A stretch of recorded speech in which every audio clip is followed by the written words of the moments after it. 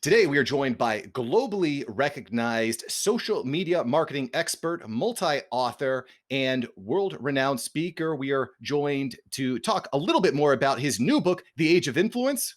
Neal Schaffer, welcome to the show. Hey, Mark, thanks for having me. I'm honored to be here. It is all my honor to have you here and the honor of all the after hours entrepreneurs out there. So, Neal, let me start here. Before we get to the meat and potatoes here, a lot of people have this really unique term in their Instagram bios and on their TikTok pages. They are influencers. Do me a favor, clear it up. What actually is an influencer? What does that even mean? So let's look at it in two different lenses. The first lens is the lens that probably everybody listening to this podcast has a conception of influencers, those sort of Kim Kardashian types, or they have a lot of Instagram followers or TikTok followers. Maybe you've never heard of them. They get lots of likes. Should I try to become an influencer? And anybody, first of all, who has influencer in their bio. So how are they making money? Because if you were to become what we call a nano influencer and have a few thousand followers on Instagram, you might have brands reach out to you. They may give you like a $25 Amazon gift card, or they may send you some free product. But if you're here to make a business, then that should be completely irrelevant, because it's going to take a long time to be able to make a full-time income that influencers make. And Mm, influencers make it from, obviously endorsement money they get from brands. They make it from affiliate marketing. A lot of them, because that's not enough, they end up creating their own product or their own course, right? So, the after hour entrepreneur, you should be focused on your business, your audience, your products and services, and leverage influence as a way to complement that. So mm, in my book, The Age of Influence, I say, look, an influencer is anybody that, and when I talk about influencer, I'm talking about in digital and social media. At the heart of it, it's a content creator, right? These are people that are active on social media because they're publishing content. It also means that over a certain amount of time, they are able to build a community which revolves around them and their content, which is normally focused on a niche, which is normally focused to their product or service. So, you may think, well, Neal, everyone's an influencer. Well, the fact is that not everybody shows up on a consistent basis, mm. right? And it's not just Instagram, it's not just TikTok, it's YouTube, it's Facebook, it's Twitter, it's LinkedIn, it's Pinterest. And it's not just photo video, it's blogging, it's podcasting, it's all these things that allow you to show up and build a digital footprint. And trust me, not everybody is doing that. Very, very few people do that. And that's why, just by, being consistent on any one of those platforms and any one of those content mediums, you will over time build up influence, build up your own platform. Now, how quickly you do that depends on, how it depends on your content, depends on the platform, luck, timing. There's so many things, but that's why I think you should be focused on your business first, but leveraging influence, whether for your business or for you to become, or your business to become more influential, is really a secondary way of really crushing it in marketing in 2020 and 2021. Yeah, I think that makes a lot of sense. In more so than being an influencer, it's learning to collaborate with other people on social media. Marketing in general and advertising has come a long way, and it continues to evolve, and it will continue to evolve. But I think what's really unique about your book, The Age of Influence, you're saying, hey, this is a very special time, because I think that the key, the magic sauce, the secret sauce that influencers have is trust, right? People trust them. They trust their opinions. They don't think that it's some big brand retailer coming down to sell them shampoo or widgets. It's someone that they actually trust, which is really important. Hey, Mark here. Thank you so much for watching. Make sure to smash that like button for the YouTube algorithm. Let YouTube know you're enjoying this video. Let me know you're enjoying this video. All right, let's get back into this episode. You touched on something to kind of shift here, Neal, that I think is really important. A lot of people are not really influencers. They might say they're an influencer, but they're not. So if I'm a brand and I'm trying to sell a widget of some sort, how do I find the right people to actually team up with and to collaborate with? Who are the right influencers, and how do I find them? Yeah, that's a great question. And yeah, so flipping gears. So now that we're over this how to become an influencer dream that so many have, but I don't think it's worth pursuing. I want to be Let's go on the TikTok flip side. famous. Yeah, yeah. So, in the book, and we now have, just as you said, advertising and marketing has changed over the years. And we're now at a point where I think most companies are still doing like 2015 marketing. And what I mean by that is, you got your website, you're doing your SEO, you're doing your email marketing, marketing automation, you're doing your content marketing, you're doing your social media. But what's happened with social media is it's become pay to play, right? Yeah. And on the flip side, you have people that are now gaining more share of voice than brands are over time. So any brand could have become an influencer, but you're right, it's about like, know, and trust, and people are more relatable than a brand logo. Yeah. So unless you're like a Coca-Cola or a sports celebrity or team like the Lakers that have like fanatical fans like myself, it's really, really hard to compete with people out there. So if we as brands can't compete with them, how do we collaborate them? And I think it really, we take a step back here, because what the influencer marketing industry has done over time, it used to be you got to work with a celebrity. Then it's like, oh, you got to work with a micro influencer. They have to have over 10,000 followers. And now they talk about working with nano influencers who have over 1,000 followers. So I tell businesses to take a step back. Who that you already know in your sphere of influence, or that already likes, knows, and trusts your business, who out there might have over 1,000 followers or connections on any given social network? And it's probably a lot of people. So Yeah. I say you start with number one, your employees. Number two, your partners, if you have affiliates or distributors or what have you. Number three, you look at your actual customers.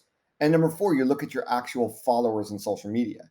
Because if no one's ever heard of you and you're reaching out to them for a collaboration, it's going to tend to be a one-night transaction, or one-time transactions, I should say. It's similar to a one-night transaction, and it's going to turn out to be expensive. But when you work with people that already like, know, and trust your brand, obviously, when not only is it going to be very cost effective, but when they talk about you, it's going to be extremely authentic because they're a user of your product. And the funny thing is, a lot of brands are realizing this now. They're looking for nano influencers that are actually using their product, so Mm. that it doesn't look like a blatant advertisement, right?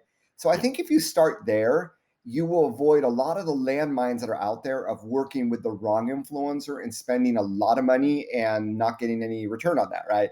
When you invest in the people that already know, like, and trust your brand, that investment will pay dividends. And this is really part of redefining this whole concept of digital influence. Now, if you've went through all that and you're still looking for people, right, I recommend you do searches, right? So if I wanted to be influenced in a certain subject, I'd be doing hashtag searches in Instagram. Right. I'd be doing different searches on LinkedIn, Twitter, YouTube, whatever network.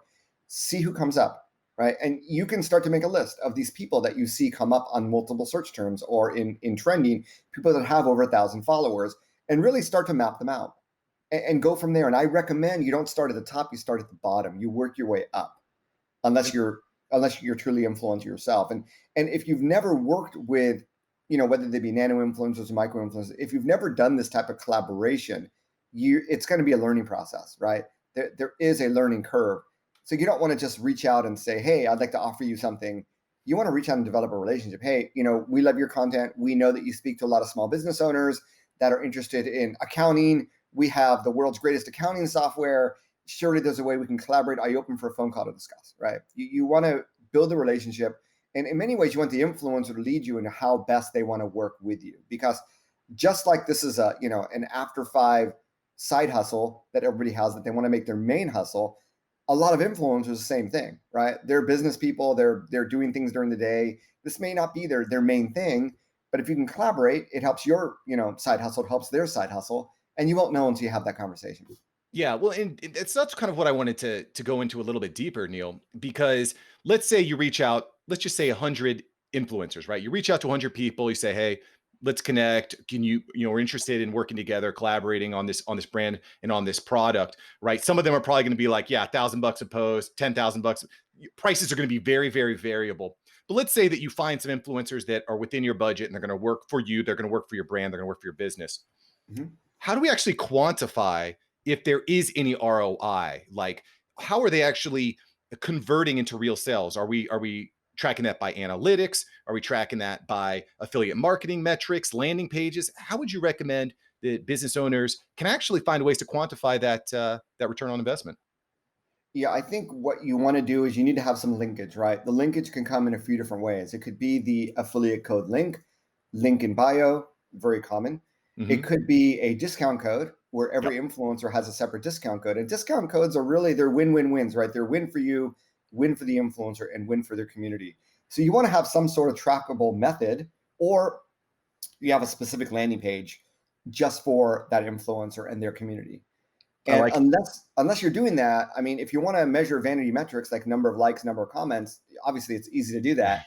But if you want to take it one step further, then absolutely you need to have that tracking linkage. And like I said, there's a few different ways to do it. You just want to pick one that works for you and implement it. Yeah, and I think that's a really easy trap to fall into. Hey, look, brand, I just got 1,000 likes on your post. Yeah, but these who are these people? These are robots out in the atmosphere that don't even exist. They're not actually going to buy my product. I'm not actually going to drive any revenue. So I love that. And quite frankly, I think that's one of the most magical pieces about marketing in 2020 and beyond is everything is much more quantifiable than it maybe was. Okay, we put a post in the New York Times. Yep. How did that actually convert? Really hard to tell that. It's all Um, trackable. That's why I love digital and social media marketing. But you need to use it in a way that's trackable. And yeah, if you don't, then yeah, you're questioning where the ROI is.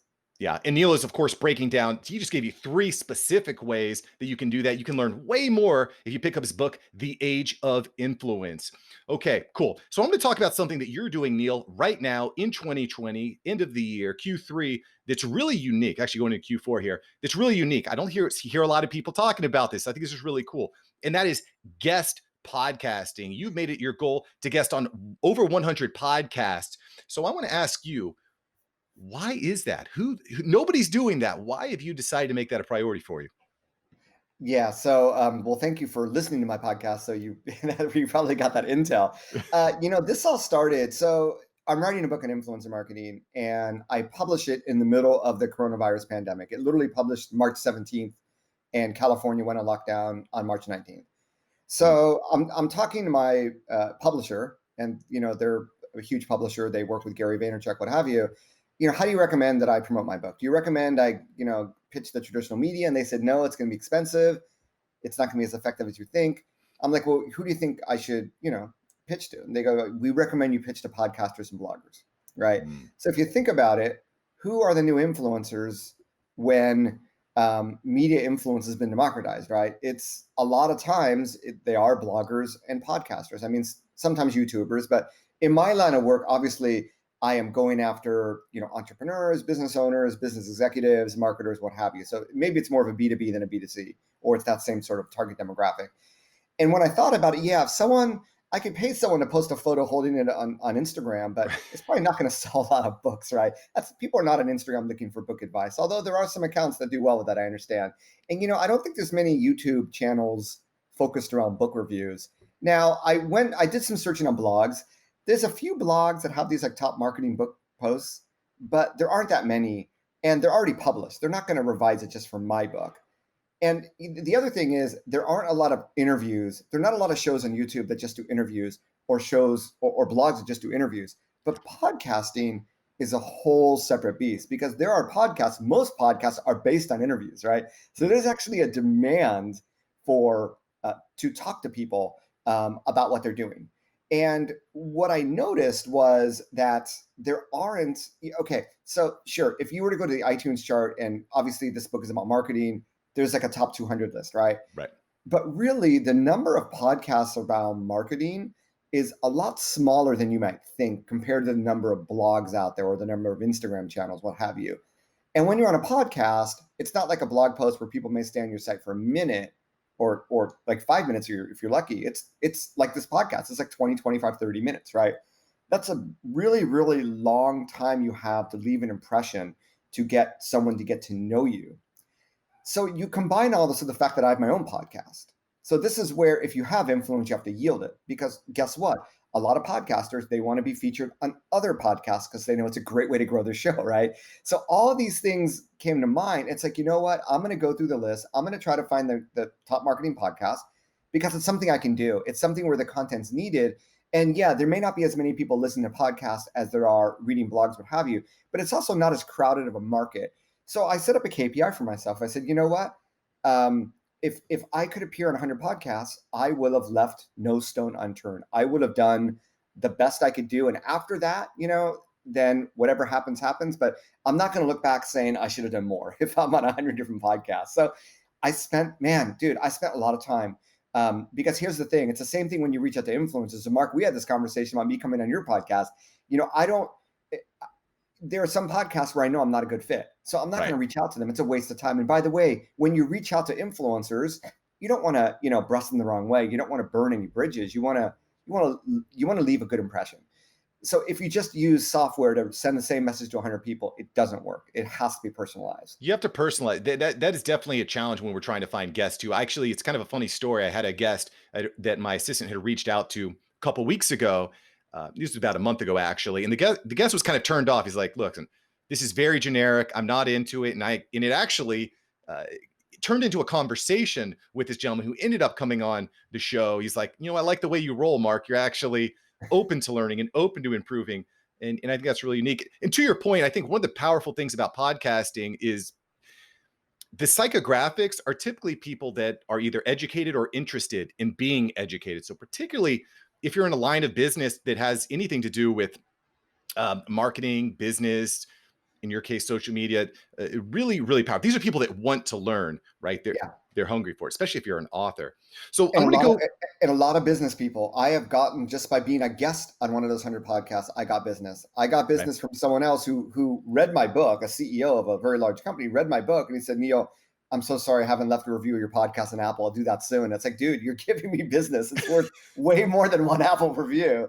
So it's a really powerful medium. And I think that when you think about it, most podcasters also have websites. They're also collaborating with other influencers. So I've found just through getting to know podcasters like yourself a little bit more, it opens up lots of different opportunities Yeah, and backlinks too. When, and when we put backlinks. this on our website, on our podcast, we're going to link to yours, of course. So, and of course, you can find everything that Neal's doing at nealschaffer.com or check out the book, The Age of Influence. He's giving you all the tips. You got to change the game. You cannot do the same thing you were doing back in 2015. It is not going to work. Newsflash. Okay, cool. So you've been on a ton of podcasts, right? And so, assuming the audience is like, you know what, Neal's right, I'm into it. I want to get in with influencers, and podcasting seems like a good in route.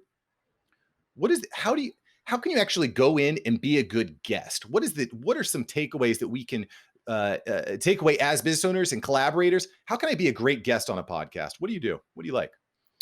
Well, first of all, you're never going to be able to be a guest on a podcast if you there's no reason for them to want to interview you, right? So I Mm, think you have to build up a little bit of cachet. I believe if you're a newbie, that actually creating your own podcast is a great way to start to do that, or any sort of content medium.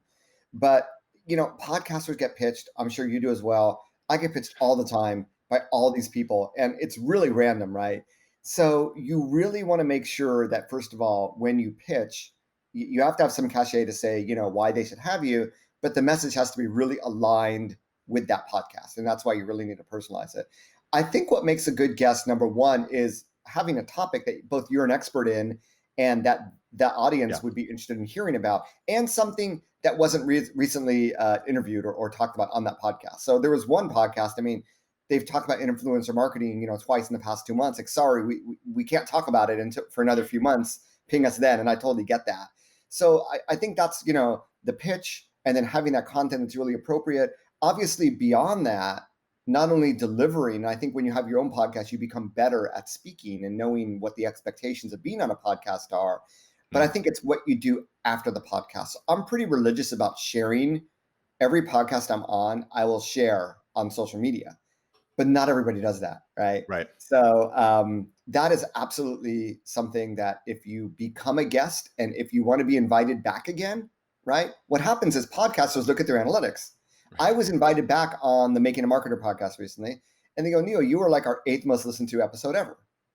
I'm like, "That's awesome, right?" Now, Yeah. could part of that have been because I shared that with my audience? I don't know, but that's the impression you want to make. Is you want to leave that positive track record. And guess what? When you start sharing other people's podcasts, other podcasters find you and they go, "Oh, this person is an actual sharer, right? Why go out of my way to have someone who might be famous, but they're never going to share it with their audience? It's going to be Right. great content, but I'm not going to get that extra mileage versus working with someone that actually goes out of their way to share it with their community." So I'd be very generous in sharing if I was a guest. And yeah, that would be my best advice in all honesty. I mean, I think that what you kind of honed in on there is you want to provide as much value when you're working with an influencer. You want to provide as much value as possible to that influencer and to their community. Because, and this is something that Gary Vee is always talking about, right? With the jab, jab, jab, right hook.